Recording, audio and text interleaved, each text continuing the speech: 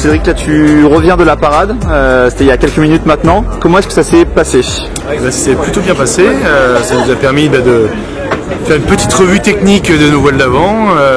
Les conditions étaient vraiment cool, pas d'accrochage, c'est un peu la petite répète avant le week-end prochain, donc très très bien. Parfait, est-ce que maintenant tu peux nous présenter un petit peu ton bateau, ton classe 40? Et ben voilà, on est juste devant CGS France Frigo, un classe 40, on est la classe la plus nombreuse, 55 bateaux sur les 138, donc quasiment la moitié, un peu moins. Hein. C'est un bateau qui fait 12 mètres 19, qui est une petite bombe. Des bateaux qui vont à peu près aux mêmes vitesses que les IMOCA, c'est-à-dire les bateaux du Vendée Globe il y a quelques années, donc c'est vraiment des bateaux très très puissants et très très rapides pour leur taille. Je vais vous emmener à bord de ma chambre à l'intérieur.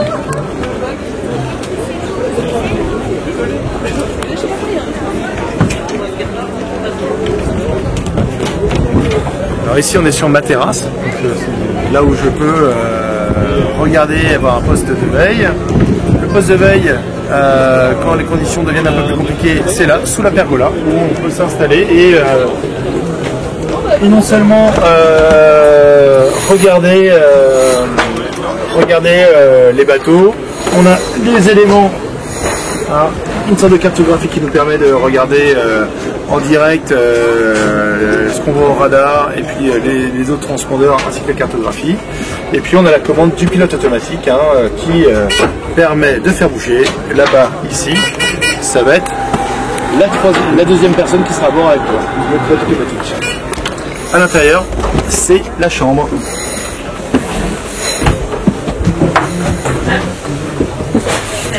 Alors en fait, c'est pas exactement la chambre, parce que c'est aussi la salle à manger. Donc si on voit la salle à manger, on a la dernière cuisine équipée, hein, un petit réchaud qui nous permet de faire chauffer de l'eau en 3-4 minutes pour nous alimenter avec des plats lyophilisés. Hein. Vous voyez Thomas Pesquet, c'est à peu près ce qu'il mange. Voilà, donc lyophilisé ici, on a des œufs brouillés pour le matin, et là c'est un petit déjeuner anglais à la merguez. C'est un peu bizarre, mais bon, il paraît que c'est hyper bon. Et ça, c'est c'est pas lyophilisé, c'est un sous-vide. Il paraît que c'est un peu meilleur. Donc on va tester tout ça sur la prochaine transatlantique en solitaire, pour la première fois là. Dans ma petite chambre, eh bien, on a également ma salle de bain. Donc voilà, tout confort. Dernier cri, technologie américaine, qui nous permet de récupérer de l'eau de mer à peu près au niveau des Açores, hein, quand la température de l'eau commence à remonter. Voilà, les douches avec l'eau de la Manche ou l'Atlantique proche de Brest, ça reste un petit peu trop froid pour moi. Donc on va attendre un petit peu les latitudes un peu plus ensoleillées pour pouvoir avoir une douche à l'eau de mer. Et puis derrière, on a le salon.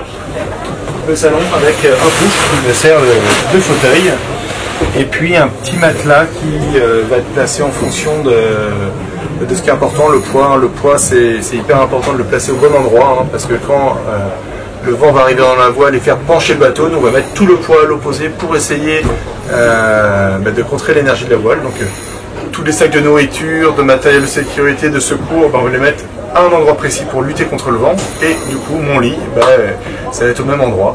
Quand le vent va venir d'ici, je vais donc dormir ici. Quand le vent viendra de là-bas, je vais dormir ici, et dans le tout petit temps, je dormirai tout à l'avant. Voilà. Un dernier petit mot sur la route du Rhum, ce sera ta première. Dans quel état d'esprit est-ce que tu es là à quelques jours du départ? Et pour l'instant, pas du tout stressé. J'ai la chance d'être un peu épargné par le stress. Le bateau est bien prêt.